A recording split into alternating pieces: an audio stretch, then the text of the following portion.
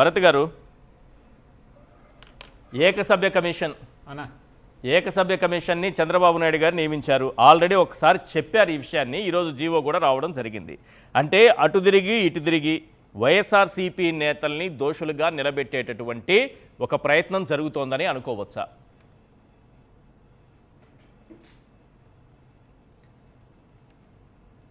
అన్న. ఎందుకంటే ఈ రిటైర్డ్ ఐఏఎస్ ఆఫీసర్ ఎవరైతే దినేష్ కుమార్ అని ఉన్నారో ఆయనను ఈ వన్ మ్యాన్ కమిషన్ లో వేస్తా ఉన్నారు. ఈయన ఇంతకు ముందే చంద్రబాబు నాయుడు గారు గవర్నమెంట్ లోనే చీఫ్ సెక్రటరీగా పనిచేసినటువంటిది కూడా మీకు తెలిసినటువంటి విషయమే. నాకు అర్థం కాదు ఏంటంటే ఆల్రెడీ సుప్రీంకోర్టు సిబిఐ ఎంక్వైరీ చేసి సిబిఐ ఇచ్చిన ఛార్జ్ షీట్ కంటే కూడా అంటే ఈ దేశం మొత్తంలో సిబిఐ కంటే మించినటువంటి గొప్ప సంస్థ వేరేది లేదని చెప్పి ఎవరికైనా అన్యాయం జరిగితే కూడా మాకు సిబిఐ ఎంక్వైరీ కావాలి అని అడిగేటటువంటి ఈ దేశంలో అవును సిబిఐఏ కంప్లీట్ క్లీన్ చిట్ ఇచ్చి ఇక్కడ జరిగినటువంటి అన్యాయాలు గాని ఇక్కడ జరిగినటువంటి ద్రోహాలు గాని మోసాలు గాని అన్ని క్రిస్టల్ క్లియర్ గా చెప్పిన తర్వాత అది నిన్న జగన్మోహన్ రెడ్డి గారు బయటపెట్టిన సమయంలో వీళ్ళు వన్ మ్యాన్ కమిషన్ అని చెప్పి మళ్ళీ రాష్ట్రంలో ఉండేటటువంటి ఒక రిటైర్డ్ అధికారిని వేయడమే కాకుండా దీన్ని తీసుకొని ఊరికే వీళ్ళు వచ్చి ఇప్పుడు వైఎస్ఆర్సీపీ నాయకుల్ని కానీ ఈ నిజాన్ని తప్పుదావ పట్టించడానికి వాళ్ళకి ఏదో ఒక ఆధారం కావాలి. కాబట్టి చంద్రబాబు నాయుడు గారు ఏదైతే రాసిస్తారో మరి దాన్ని ఆయన ఊరికే సంతకం పెట్టిస్తారేమో మనం అయితే చూడాలి. అసలు ఆశ్చర్యకరమైన విషయం ఏంటంటే మీకు ఇది వరకు మన వైకుంఠ ఏకాదశి అప్పుడు కొండ కింద తొక్కిసలాట్లో 7 మంది 8 మంది చనిపోయారు. అది గుర్తుండే ఉంటది. అప్పుడు కూడా ఇట్లాంటి ఒక కమిషన్ వేశారు. ఆ కమిషన్ వేసి వీళ్ళకి నచ్చినట్టు వీళ్ళు రాసుకొని కనీసం అక్కడ ఎవరైతే ఇన్ఛార్జ్ ఎస్పీ ఉన్నాడో ఆ ఎస్పీ మీద కూడా వీళ్ళు యాక్షన్ తీసుకోకుండా టీటీడీ అధికారుల మీద ఎవరి మీద యాక్షన్ తీసుకోకుండా వాళ్ళందరినీ జస్ట్ ట్రాన్స్ఫర్ చేసేసి మళ్ళీ బుక్స్ మూసేసి తూచనేసినారు. మళ్ళీ తీసుకొచ్చి అక్కడే సేమ్ థింగ్ మళ్ళీ లడ్డు విషయంలో కూడా చేయాలని వీళ్ళు ఇదే కాదు మంచి విషయం మీరు గుర్తు చేశారు. అలాగే లడ్డు విషయంలో కూడా చేయాలని గోదావరి పుష్కరాల్లో కూడా 29 మంది తొక్కిసలాటలో చనిపోయినటువంటి ఘటనలో కూడా ఏకసభ్య కమిషన్ ఒకటి వేసి ఆ కమిషన్ నివేదిక ఇచ్చింది ఏంటంటే భక్తులు వాళ్ళకి వాళ్లే తొక్కుని చనిపోయారు, వాళ్ళకి ఆత్రం ఎక్కువ, ఒక్కసారిగా ఆ నీళ్ళల్లో దిగాలని చూశారు కాబట్టి వాళ్ళకి వాళ్లే తొక్కుని చచ్చిపోయారు, వీళ్ళు భక్తులే కాదన్నట్టుగా కనిపిస్తోంది ఆ కమిషన్. అయితే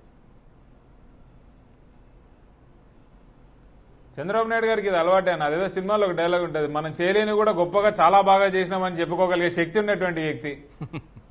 అట్లాంటిది మన చంద్రబాబు నాయుడు చూస్తే లైవ్ ఎగ్జాంపుల్ కనిపిస్తుంది. ఇప్పుడు మీ పార్టీకి మళ్ళీ ఇబ్బందులు తప్పవా అన్న? నేను ఒకటి చెప్తాను, భగవంతుని దగ్గర నుంచి ఎవరూ తప్పించుకోలేరు. ఈ రోజు నువ్వు అధికారంలో ఉన్నావు కాబట్టి 4 అబద్ధాలు చెప్పి నీ దగ్గర ఉండేటటువంటి బలగం అన్నిటిని ఉపయోగించి నలుగురు మీద నువ్వు యాక్షన్ తీసుకోవచ్చేమో గానీ ఆఖరికి you me everybody has to answer to the almighty. Correct. ఆ భగవంతుని దగ్గర నుంచి అయితే నువ్వు తప్పించుకోలేవు కదా. ఈ రోజు నేను చెప్తున్నాను కదన్నా, మొత్తం 175 మంది ఎమ్మెల్యేలు, కౌన్సిల్లో ఉన్నటువంటి సభ్యులు ప్రతి ఒక్కరు ఆ భగవంతుని చూస్తే భయపడతా ఉన్నాం, ఒక్క చంద్రబాబు నాయుడు తప్పితే. ఆయన భగవంతునితోనే గేమ్స్ ఆడుతా ఉన్నాడు. ఎన్ని మొటిక్కాయలు పడినా కూడా ఆయనకి బుద్ధి రావడం లేదు. ఖచ్చితంగా ఆ భగవంతునికి అయితే ఈయన సమాధానం చెప్పాల్సినటువంటి అవసరం ఉంది. దేవుడు ఖచ్చితంగా శిక్షిస్తాడు. Right right. యథా బీజం తదా ఫలం. మనం ఏదైతే రీప్ చేస్తామో అదే సో అవుతుంది.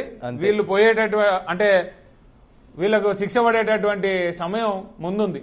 రైట్. జనార్దన్ రెడ్డి గారు, ఇప్పుడు ఏకసభ్య కమిషనే వచ్చిందనుకోండి, మళ్ళీ సాక్షుల్ని పిలిపించడం ఇలాంటివి ఉంటాయా? కేవలం ఈ ఛార్జ్ షీట్ మీద అధ్యయనం మాత్రమే చేసి ఒక రిపోర్ట్ ఇస్తుందా? ఛార్జ్ షీట్ మీద కాదండి, మరి ఛార్జ్ షీట్ అయిపోయింది. అది సిట్ ఇచ్చింది పక్కన పెట్టేశారు. ఇప్పుడు మళ్ళీ ఎఫ్ఐఆర్ మీద ఆ 470 ఎఫ్ఐఆర్ ఏదైతే మన అట్లా వేయడానికి లేదనే కదా సార్. లేదనేది మీకు తెలుసు, నాకు తెలుసు, సామాన్యులు తెలుసు, చంద్రబాబు తెలియాలి కదా. ఇప్పుడు మనకంటే గొప్ప వ్యక్తి కదా సార్, గొప్ప వ్యక్తి కావచ్చండి, కానీ ఆయనకి తెలియాలి కదా. తెలియకపోవచ్చు ఆయనకి. ఇప్పుడు వాళ్ళ లీగల్ టీం కూడా చెప్పాలి, అయ్యా సుప్రీంకోర్టు ఒక అత్యున్నతమైన సంస్థతో ఇచ్చి వాళ్ళు 16 నెలలు ఇన్వెస్టిగేషన్ చేసి ఒక రిపోర్టు 482 పేజీలు రిపోర్ట్ ఇచ్చి 250 పైచిలుగు సాక్షులను విచారించి స్టేట్మెంట్లు రికార్డ్ స్టేట్మెంట్లు రికార్డు అంటే అఫిషియల్గా చేయలేదు కానీ స్టేట్మెంట్లు తీసుకొని వాళ్ళు దేని గురించి మాట్లాడింది అనేది రాసి కోర్టుకు సబ్మిట్ చేస్తే ఆ దాంట్లో ఎన్ని డాక్యుమెంట్స్ ఎన్ని టెస్ట్ రిపోర్ట్లు ఎన్ని పెట్టారో తెలుసండి. 490 డాక్యుమెంట్స్, మొబైల్స్ అన్ని వాళ్ళ ల్యాప్టాప్. ఇప్పుడు సాక్షులనైనా అక్యూజ్డ్ గా ఉన్న వాళ్ళనైనా ఈ ఏకసభ్య కమిషన్ దినేష్ కుమార్ గారు మళ్ళీ పిలిచి ఎంక్వైరీలు మొదలు పెట్టచ్చా? మళ్ళీ అన్ని డైరీలకి పోవచ్చా?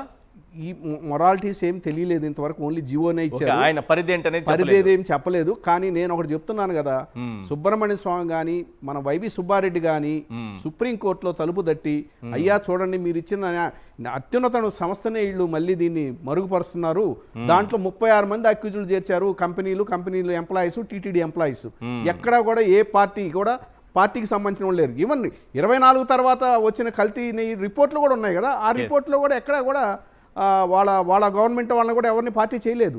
కానీ దీంట్లో ఏంటంటే విచిత్రం ఏంటంటే ఏదైతే ఎఫ్ఐఆర్ మీద ఇన్వెస్టిగేషన్ జరిగిందో 16 నెలలు జరిగిందో ఈయన 45 రోజుల్లోనే చేయాలంట. 45 రోజుల్లోనే ఏకసభ్య కమిషన్ చేయాలని చెప్పి గతంలో కూడా రాజధాని ప్రాంతం కోసం ఎక్కడ రాజధాని కట్టాలనే అంశం పైన కేంద్రం నియమించినటువంటి శివరామకృష్ణన్ కమిటీ ఉండగానే చంద్రబాబు నాయుడు గారు నారాయణ కమిటీని వేశారు. నారాయణ గారు శివరామకృష్ణన్ కంటే అత్యంత మేధావి కదా, కాబట్టి నారాయణతో పాటు ఇంకొంతమంది మేధావులను కూడా పెట్టి అమరావతి అనే ప్రాంతమే కరెక్ట్ అని ఆ రోజు రిపోర్ట్ ఇప్పించుకున్నారు, అక్కడే తెచ్చుకున్నారు. నేను చెప్తున్నాను. సో ఆయనకి ఏది కావాలి, ఆయనకి అమరావతి ప్రాంతం కావాలి, దానికి ఈ రిపోర్టు ఇప్పించుకున్నారు. రేపు వైఎస్ఆర్సీపీ నాయకులు ఎవరెవరు రావాలి, ఎవరెవరు తేలాలి, ఎవరు దోషులు నిలబడాలనేది ఆయన డిసైడ్ చేసుకుంటే ఆ రకంగానే ఉండబోతుంది. ఇది కూడా ఇది అత్యుత్తమైనటువంటి ఒక న్యాయస్థానం. సుప్రీంకోర్టు అనేది ఇండియాలో అంతకంటే పెద్ద న్యాయస్థానం లేదు.